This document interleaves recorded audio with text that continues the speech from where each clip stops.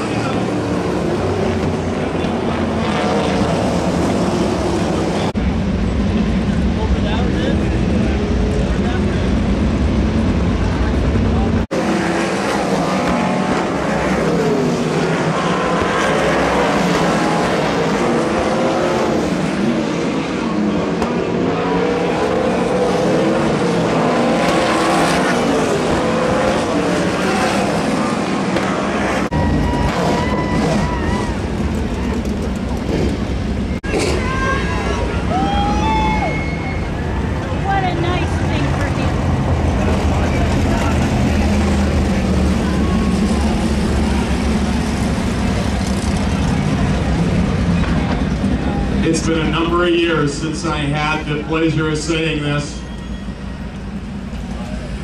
He's in Victoria Times calling us, Malahat Auto Parts, Victory Square, once again, Rob Scott. Rob, what a roller coaster ride the last couple of years have been, but there's a whole pile of people here happy for you. Give a big hand to Rob Scott. How's it feel, buddy?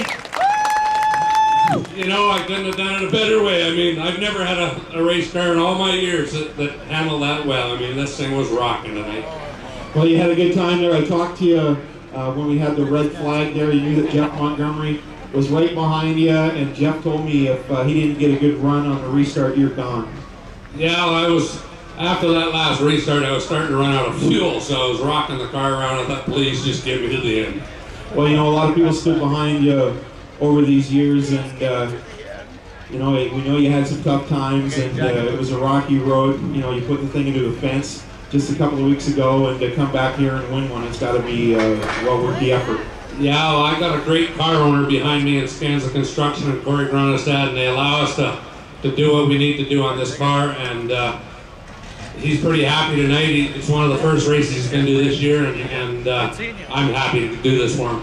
Well, Corey's a great guy. He's a great driver in his own right, and I know he's a good friend, and I know he's got to be pretty happy. He's standing right here behind us. Give a big hand, Corey Gronestad back there, and a big hand one more time for your main event winner, Rob Scott. That boy, Robbie. Robbie gonna get his trophy there. Man, this guy